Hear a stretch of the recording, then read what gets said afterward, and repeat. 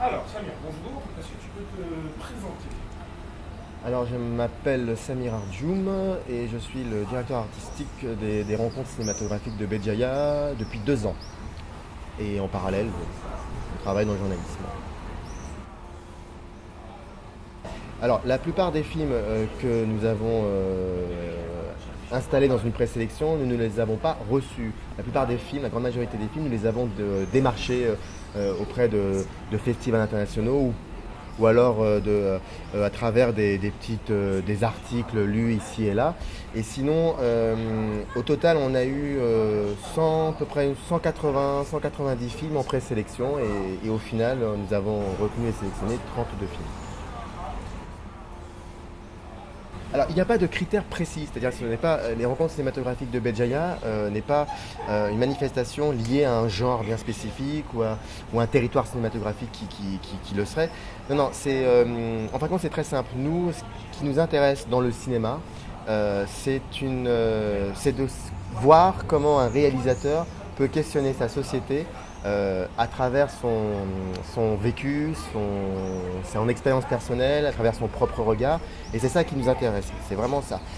Ensuite, ce qu'il faut savoir, c'est que nous sommes un comité de sélection et on est 3 personnes. Donc, Abdono Rochiche, qui est le directeur des rencontres, Lilia Choulak, qui est la vice-présidente de l'association Projecteur. Et donc voilà, moi je viens avec des films. Je dis voilà, ces films-là questionnent soit l'histoire, questionnent soit un territoire, ou une thématique bien particulière à une culture d'un pays. Et nous, ce qui nous intéresse, c'est comment, à ce moment-là, le réalisateur ou la réalisatrice va travailler sur son récit, va travailler sur sa mise en scène, va perturber aussi la caméra, voilà, comment il va mettre en scène, mettre en propos, comment il va mettre en propos la thématique qu'il filme. Et ensuite, comme la programmation n'est pas c'est comme une critique de cinéma, c'est-à-dire que nous ne détenons pas la vérité, mais nous voulons proposer ce qui nous a semblé être pertinent, voire parfois maladroit, mais où il y avait quelque chose qui en sortait, une espèce de beauté, une fulgurance. Et voilà, donc c'est un tout. Nous, on veut montrer des films pour lesquels le spectateur, doit faire des concessions. Voilà, c'est pas le film qui doit faire des concessions, c'est le spectateur. Ça nous intéresse à partir de ce moment-là. Pour nous, Rabah Murzaïmesh, déjà nous l'avions invité en 2009 pour qu'il présente Dernier Maquis. Et puis Rabah Murzaïmesh fait partie de ces cinéastes que nous considérons comme étant des gens sont des cinéastes qui utilisent pleinement le langage cinématographique. C'est-à-dire qu'ils font la différence entre le cinéma et la littérature, par exemple. Ils font la différence entre un film de scénario et un film entier. Ils sont dans un questionnement, là encore je répète, mais ils sont dans un questionnement d'une société. Ils sont le reflet d'un cinéma curieux, libre, inspiré, d'un cinéma qui a jamais ne cadenasse le spectateur, c'est-à-dire qu'il l'installe dans une bulle politisée où il y aurait une espèce de chantage affectif. Voilà, c'est vraiment. Et puis c'est un cinéaste qui nous parle énormément parce qu'il se permet il se permet de déconstruire totalement le récit. Et ça, c'est quelque chose qui nous intéresse, la déconstruction. Comment filmer la déconstruction d'une société, comment filmer la schizophrénie d'une société. C'est quelque chose qui est très relatif à l'Algérie. Et ça nous intéresse aussi. La programmation cette année, nous l'avons voulu éclectique. Nous n'avons pas voulu emporter le spectateur vers une thématique qui serait spécifique liée à l'Algérie, par exemple le 51 de l'indépendance algérienne, ou alors de se focaliser sur les printemps arabes. Ça ne nous intéresse pas. Voilà, c'est-à-dire que nous, ce qui nous intéresse, ce qui nous intéresse aussi dans le cinéma, c'est de constater que le film participe à une ouverture.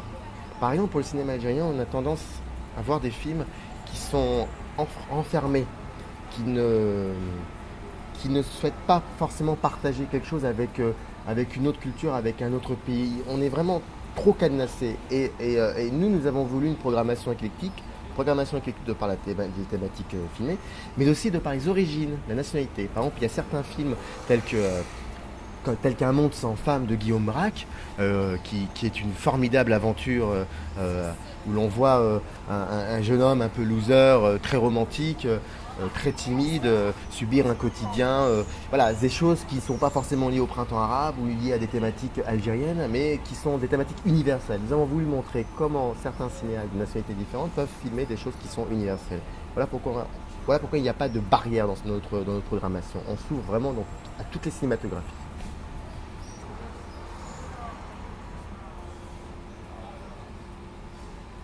Les films algériens que nous avons reçus ou les films algériens dans lesquels nous avons été démarchés ont tous été vus. Après, c'est un comité de sélection. Après, ce que je veux dire, c'est que nous ne prenons pas en considération le fait que cela soit un film algérien.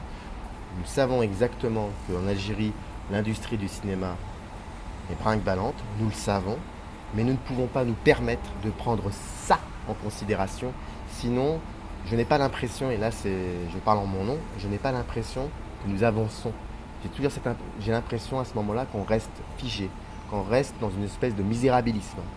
Et ça, c'est pas ce qui m'intéresse dans les rencontres cinématographiques de Béjaïa. Donc les films qui ont été refusés, qu'on n'a pas sélectionnés, les films algériens que nous n'avons pas sélectionnés, ce sont des films qui, pour nous, ne correspondaient pas à ce que nous attendions du cinéma.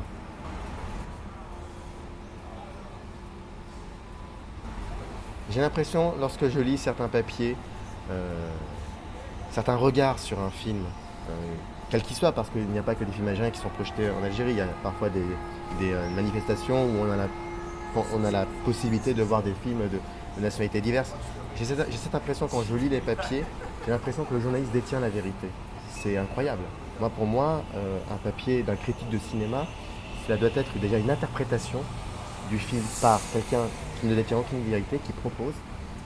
Et le papier en lui-même doit me donner l'envie de partager mes propres émotions avec le journaliste.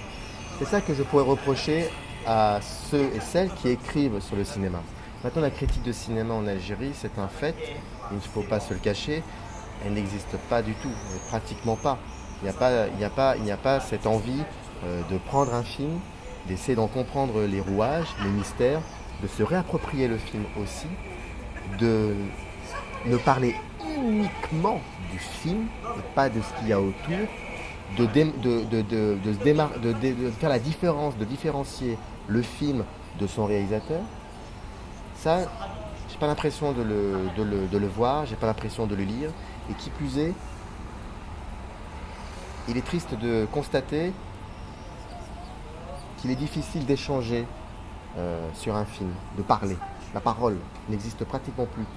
Ou alors elle devient saccadée, ou alors elle devient officielle, alors qu'elle devrait être hésitante, qu'on devrait prendre en considération l'essoufflement, la respiration, l'hésitation de la personne qui a vu le film. Elle est trop figée, elle est trop officielle. Ça me gêne un peu. Ça provoque un champ de mine. Je ne dis pas que tous sont comme ça. Il y a des productions cinématographiques qui se font en Algérie ou ailleurs, mais la qualité, elle est très très moindre par rapport à ce qu'on attend. Après, il faut prendre en considération pas mal de choses, à savoir qu'il n'y a pas d'industrie en Algérie, l'industrie cinématographique en Algérie. La production est très discutable, la diffusion, les ciné-clubs, les émissions de cinéma à la radio ou à la télé, la réalisation, la fabrication d'un film, tout ça, il faut prendre en considération, ça, soit. Mais j'ai parfois l'impression que la plupart des films qui sont les plus pertinents sont des films qui ont été réalisés, la plupart, à l'extérieur du territoire algérien. Je peux me tromper, mais pour l'instant, Berdo, Jamil Belloussif, ce sont des réalisateurs qui ne vivent pas quotidiennement, qui n'ont pas besoin de vivre le quotidien algérien pour pouvoir parler de l'Algérie. Jamil Belloussif est né en Algérie, il a vécu toute sa vie en Algérie, maintenant il vit en Suisse, il revient souvent en Algérie. Et le fait d'être parti pour mieux revenir, ça lui donne un recul suffisamment nécessaire pour pouvoir mieux parler de son pays. Malek Ben Smaïl, Tariq Teguia, Nadir Moknesh, Hassan Felani, Nabil Djedouani, je pourrais en citer plein d'autres, Amel Kateb, Nazim Djemaï, je pourrais en citer plein d'autres. Donc j'ai cette impression-là. Après, il y a d'autres cinéastes qui restent ici, qui essaient de faire des choses, mais des exceptions. C'est des exceptions pour moi. Est-ce que c'est... Donc ta définition, ce sera en quelque sorte ta définition du cinéma algérien. C'est pas nécessairement d'y vivre au quotidien, mais c'est d'avoir cette distance. C'est ça en gros. C'est ça en gros. Pour moi déjà, je suis désolé, mais pour moi il n'y a pas de cinéma algérien pour l'instant. Il n'y a pas de cinéma algérien. Parce que pour qu'il y ait un cinéma algérien, il faudrait déjà qu'il y ait une unité, qu'il faudrait déjà qu'il y ait une industrie. Pour moi, il n'y en a pas. Par contre, il y a des actes qui sont complètement isolés, que nous essayons, de par notre travail de programmation, de réunir. Et on s'aperçoit, ce qu'on peut appeler cinéma algérien, ce serait une suite d'événements, de rebondissements liés à des dates commémoratives. Voilà comment on perçoit, ce qu'on attend du cinéma. Alors que c'est faux, c'est pas ça. On ne peut pas se permettre de faire des appels à projets pour des films sur une thématique particulière.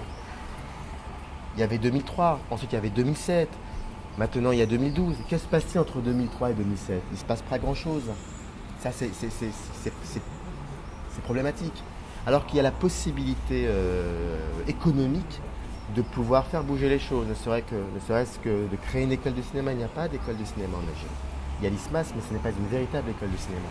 Il n'y a pas une véritable politique de diffusion. Il n'y a pas une volonté étatique. Beaucoup de courts-métrages algériens sont depuis 3-4 ans visibles dans les festivals internationaux, surtout les festivals européens, j'en suis d'accord. Mais la plupart de ces films sont montrés aussi dans des festivals qui sont spécialisés, des festivals de cinéma d'Afrique ou des cinémas francophones. Ça, il faut pas le renier aussi. Donc effectivement, il y a un engouement parce qu'il y a une génération qui est arrivée à point nommé, qui font maintenant, qui produit, réalise des films. Et ces films-là, ça crée 1, 2, 3, 4, 10, 15, 20 films, donc une unité, et on appelle ça une nouvelle génération. Bon, ils ont un point commun d'avoir à peu près le même âge. C'est ça qu'il faut prendre en compte. Donc c'est vrai que là, on assiste à une période où on se dit, tiens, il se passe quelque chose dans le milieu du court-métrage. Attendons de voir 2-3 ans plus tard ce qui va se passer au niveau du long métrage. Parce que ces gens qui sont dans les courts métrages vont passer au long. D'ailleurs, quelques-uns sont en train de passer au long. Là, on va commencer à voir si les promesses qu'ils ont tenues, si les promesses qu'ils nous ont proposées vont être tenues dans les longs métrages. Ça va être excitant. D'ici 2-3 ans, on pourra voir ça. Donc, dans 10 ans, voire 15 ans, là, il sera intéressant de revenir sur ce qui s'est passé. Et là, on pourra dire s'il y a eu la naissance ou le retour au cinéma algérien. Pour l'instant, c'est encore trop frais.